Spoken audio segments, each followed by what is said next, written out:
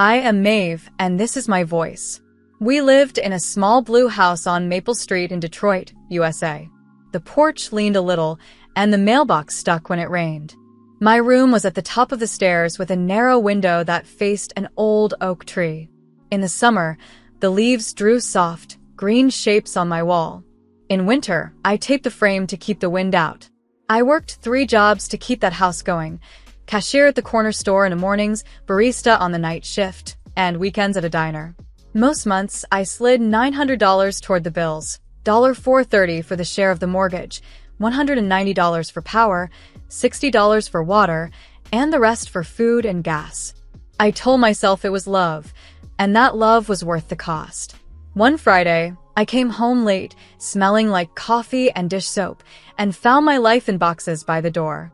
My books were taped shut. My sweaters were folded into a plastic bin that I did not own. In the hallway, I heard voices in my old room.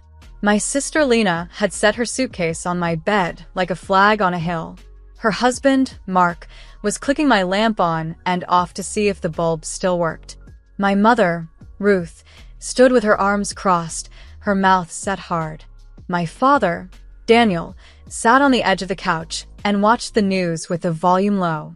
I stood there a moment, the key still in my hand, and felt how small a person can be in her own house. Lena looked straight at me and said, "Go live in the basement anyway. You'll always be alone." Her voice was smooth and cold, like a coin pressed into a palm. The words landed in my chest and stayed there. I did not shout. I did not throw the box or plead or list the hours I had worked. I was too tired to argue with 4 people, and the whole week. I went down the stairs to the basement and sat on the cold step and did the one thing that calms me.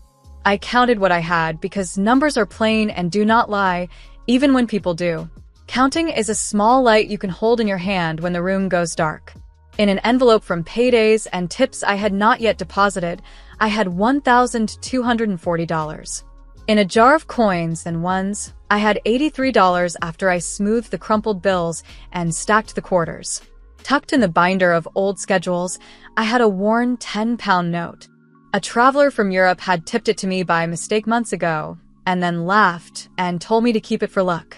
I kept it because it felt like proof that the world was wider than Maple Street, that a door to far places could fit in my pocket. I lined the money on the step like a tiny wall that was mine. Then I did the second thing that calms me. I told myself the truth. The truth was that I had been paying to heat this house, to keep the lights on, to stock the fridge, and now I was being told to sleep under the pipes.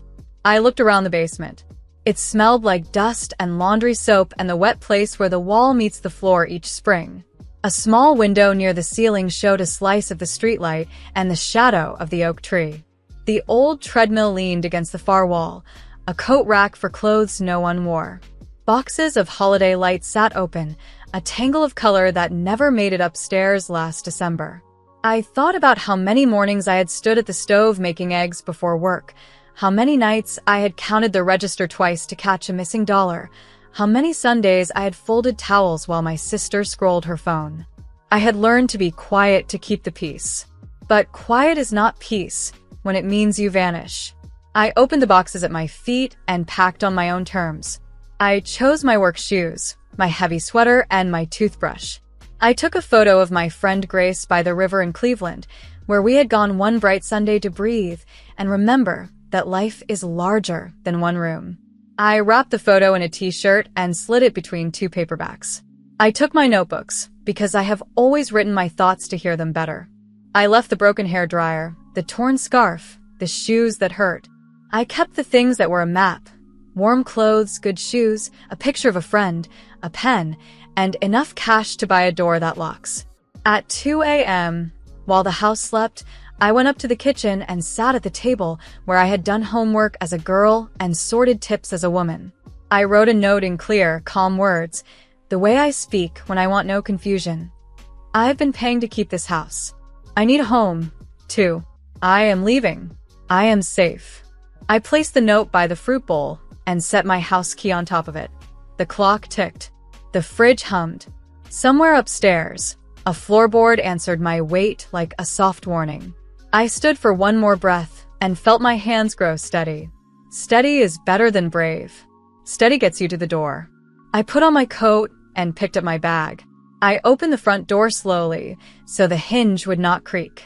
The porch boards felt soft under my shoes, and I thought about how long we had meant to fix them and never did. The night air in America was clear and cold and honest. It touched my face, and for the first time in a long time, I felt awake in a way that did not hurt. I walked down the steps and across the small patch of grass. I did not look back at the blue house, because I knew if I saw it, I would remember every good thing and somehow make that bigger than what was happening now.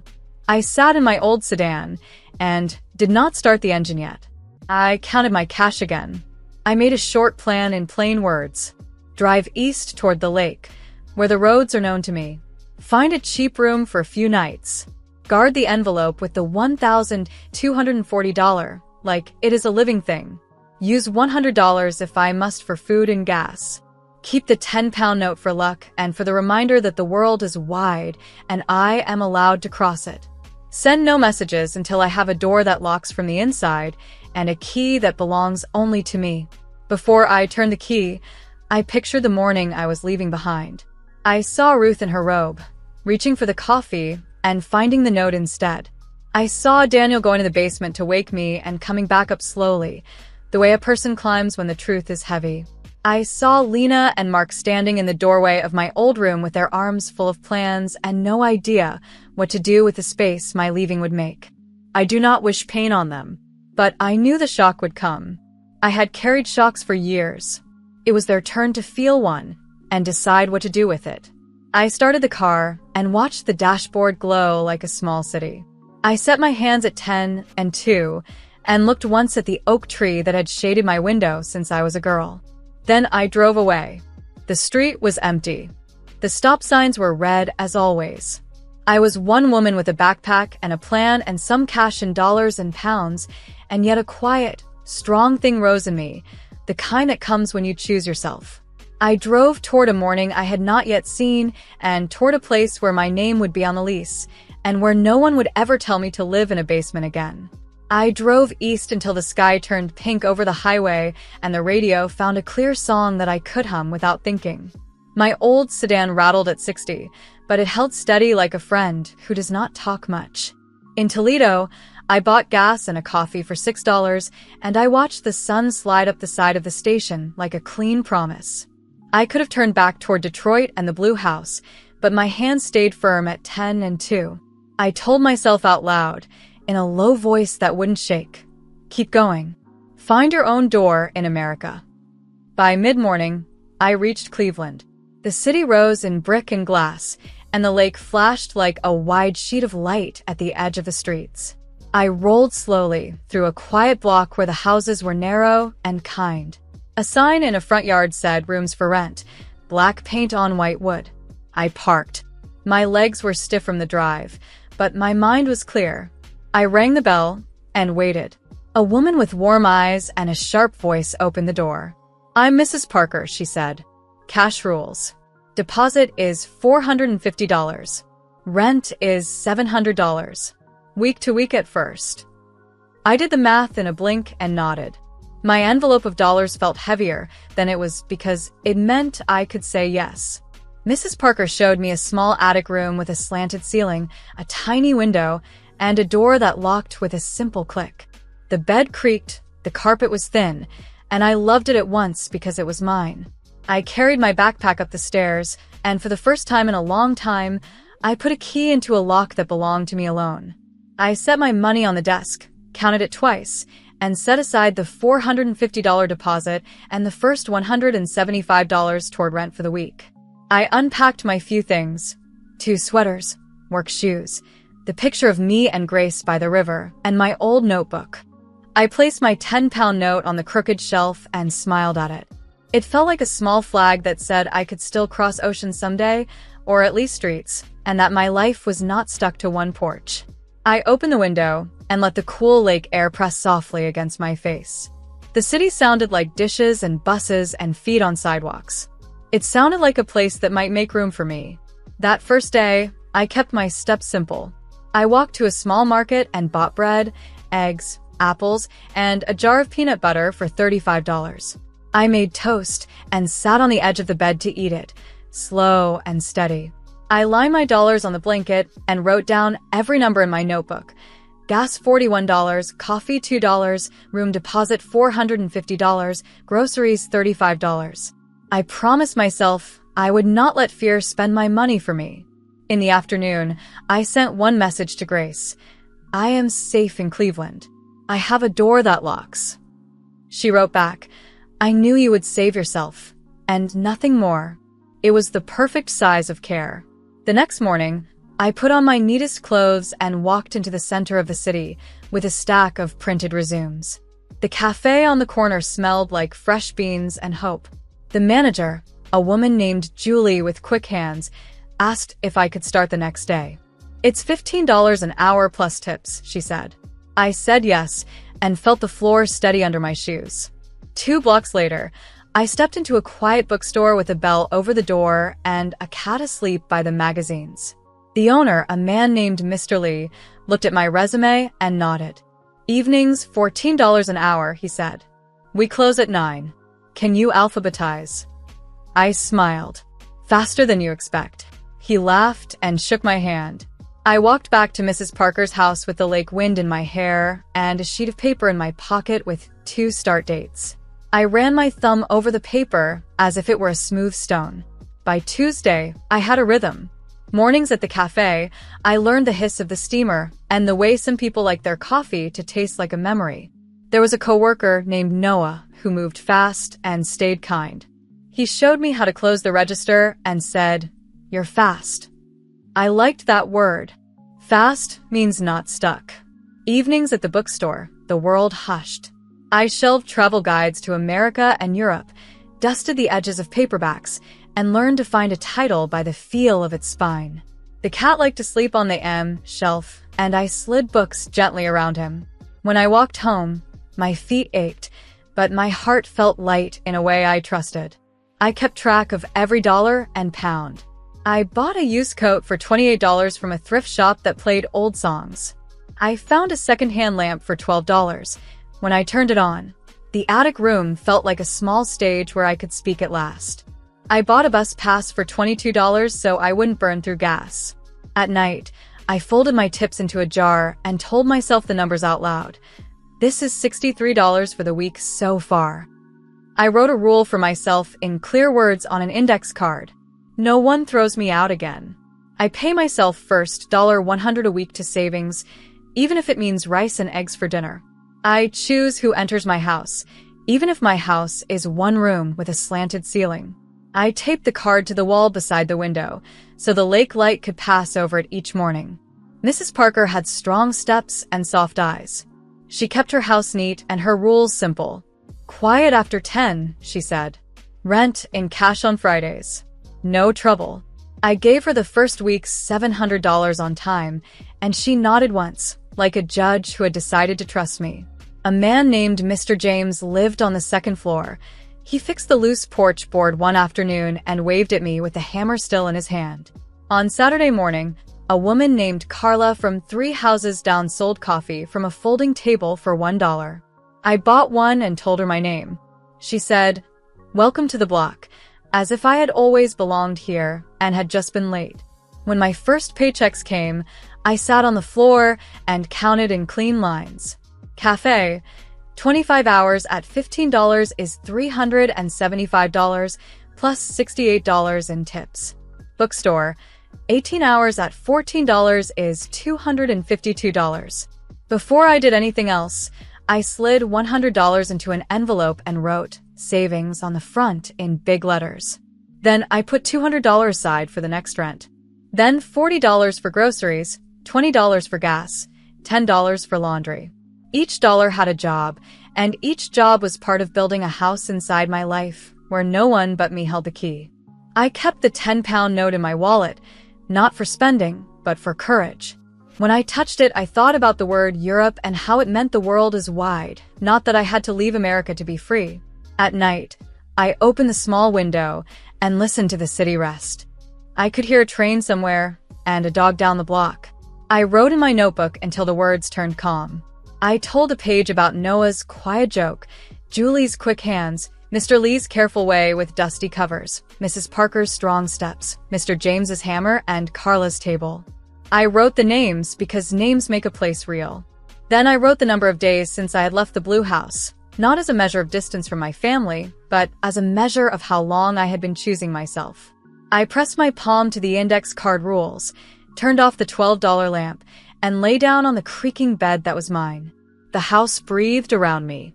I slept without fear, and when I woke before dawn, the lake light had already found my window. I thought, this is the first door I opened, and I am inside. Weeks turned into clean routines that made me feel sturdy inside my skin. I woke at 5 a.m., brewed a mug of strong coffee, and opened my notebook. Tips went into one jar, rent into another, and savings into a third. I liked the sound the coins made when they slid home, like, small yes. By the end of the first month in Cleveland, I had $1,100 saved. On a quiet Sunday, I put $100 in an envelope and mailed it to Detroit with a short line. For the house. I'm okay. My mother texted within an hour. Where are you? I held the phone for a long breath and wrote back. In America, finding my place. That answer was true and also kind, and I needed both. Lena messaged at night. We were shocked. Why didn't you talk to us? The words blinked at me like a porch light. I set the phone face down on the table and let the message be what it was. Talking had not saved me before. Leaving had. I was learning that I could love my family and still love myself more than their comfort. I walked to the window and watched the street lamps stripe the snow. The city looked like it had been erased and drawn again, cleaner this time. I whispered, "You did the hard thing," and the room held the words without arguing. At the cafe, a traveler from Europe spilled a latte and laughed, a warm sound that made the morning easier. We wiped the counter together. He told me he liked buses in strange towns and the way rain makes a day feel new. He left a folded note under the saucer, pound 5, and tapped the bell with 2 fingers as if to bless it. For luck, he said. I kept that small pound note in my wallet next to my bus pass. It reminded me that the world is wide and not closed to me. I could cross streets, seasons, and one day maybe oceans, but for now I was crossing my own small river from fear to steadiness. Noah and Grace helped me hunt for better pay. Noah, who moved fast and saw everything, said, "You're doing 2 jobs like a pro. Let's make those hours count more." Grace sent me links each night and said, "Choose what feels fair." By early spring, I stood in a downtown lobby with a new name tag pinned to my jacket, Maeve Miller, front desk. The hotel paid $19 an hour, steady and clean. I watched the revolving door spin and taught my voice to carry calm across a long counter. I learned to say, "Welcome, I can help," and to mean it. On Saturdays, I added a shift at a small event hall for $22 an hour, checking in guests with paper programs and nervous smiles. My feet hurt, but my spirit did not. I was building worth with both hands. Money began to feel less like panic and more like a choice. I tracked every dollar the way a gardener watches the first leaves. I kept the cafe mornings for a while because I liked the smell of steam and the short talks with regulars. Mr. Lee at the bookstore let me cut back nights without a fuss. He said, "Good work finds good workers," and handed me a paperback someone had left behind. I read on the bus and counted lights along the lake. Cleveland showed me its steady face. Market lines on Saturdays, buses always late by the same minutes, neighbors waving with a hammer still in hand. I felt seen in a way that did not ask me to shrink. I started to look at rentals not as rooms I had to borrow, but as homes I could choose. On Maple Street in Detroit, I had learned to hold my breath to keep the peace. In Cleveland, I learned to breathe and then decide. I found a small upper flat on a quiet street with old trees and a view of roofs like folded paper. The walls were pale yellow and warm even on gray days. The rent was $950 a month, and the lease had my name, Maeve Miller, and only mine. I signed the papers with a pen that did not skip, and the agent slid 2 keys across the desk as if passing me a story I could finish by myself. When I stood alone in that empty flat, I felt bigger than my past and smaller than the future, and both were good. Moving day was a low-budget parade. Noah helped me carry a used couch I bought for $120. The fabric was clean, and one cushion sighed like it remembered laughs from another room. Mrs. Parker let me take the crooked lamp for $10 and hugged me at the door. "Pay your rent on time and keep your own watch," she said. Mr. James from downstairs fixed a loose hinge and shrugged off my thanks like it was nothing. Carla from the corner waved from her table and put 2 $1 coffees in a paper bag. I pressed the £5 note to my palm and tucked it back into my wallet like a quiet cheer. The first night in the flat, I boiled pasta and ate from a bowl on the floor because my table would not arrive until next week. I set my jars on the window ledge. Tips, rent, savings. I slid $100 into the savings envelope the moment my paycheck hit and felt a click inside, like a lock turning. I bought a small plant for $9, a bright green thing with soft leaves. I named it Ben because it felt good to name something that would grow in my care. I put Ben on the sill and told him the rules I had taped to the wall. No one throws me out again. I pay myself first, and I choose who enters my house. The plant did not argue. It simply turned its face to the light. At the hotel, I kept learning the music of care. People brought their long days to my counter. A father from Chicago who had lost his wallet, a teacher from New York who feared she had left her notes in a cab, a couple from a small town in America who had saved for this weekend for a year. I stood straight, asked clear questions, and solved small problems with clean hands. "Thank you, Maeve," people said, and it felt like a paycheck the ledger could not show. On Saturdays at the hall, I watched brides breathe again when a missing ribbon was found, or a late aunt arrived at last. I learned that calm is a gift you can give and keep. On a warm evening, I walked home along the lake and counted the ways my life had changed since the night I left the blue house. I had keys that were mine. I had a lease with my name. I had a couch that told the truth when I fell into it, and a plant that lifted its small arms to the sun. I had $2,300 saved and a plan to reach $5,000 by summer if I kept saying no to things that cost more than they gave. I loved my family and also the space I had placed between us. I loved America because it had given me roads and rooms and work. I loved the idea of Europe because it reminded me that the map is larger than my street. I placed the £5 note beside my jars that night and smiled. Work had taught me my worth. My worth had taught me a new name for home. The place I choose, the place I can afford, the place that keeps me whole. 1 year after I left, I drove back to Detroit to see the blue house. The porch still leaned, but the door had new paint, a bright patch on an old story. I turned off the engine and sat a moment, breathing like a runner who had finally stopped. Mr. Carter from next door lifted his hand. "You look stronger," he called.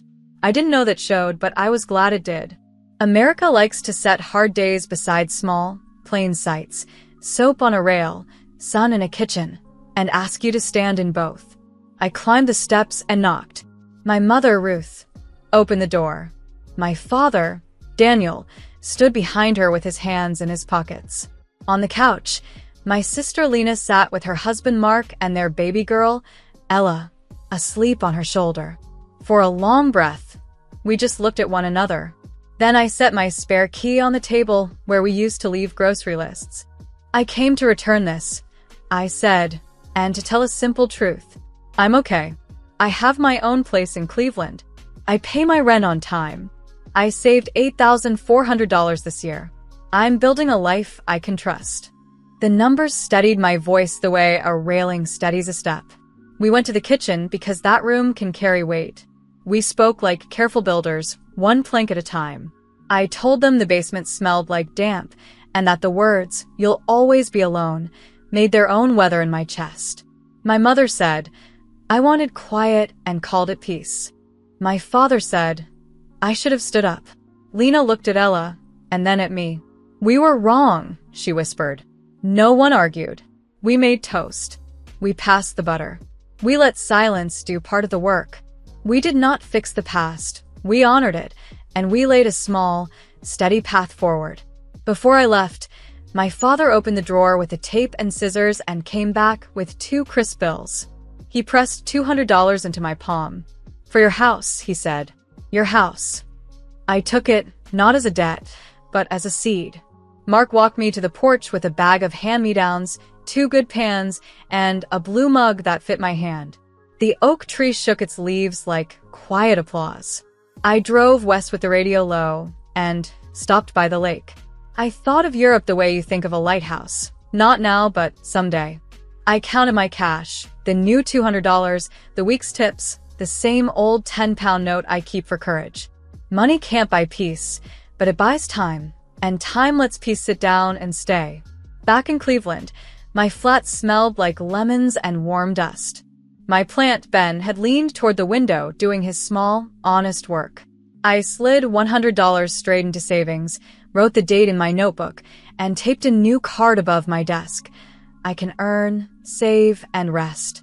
I set the 10-pound note beside it like a tiny flag from the future. I am Maeve, a woman who left at night and chose her morning. If you ever feel pushed to a basement, hear me. You can pack your things, count your dollars or pounds, and walk toward a door that opens to you. The porch may lean at first. That's okay. You will still cross it, turn the lock, and step inside.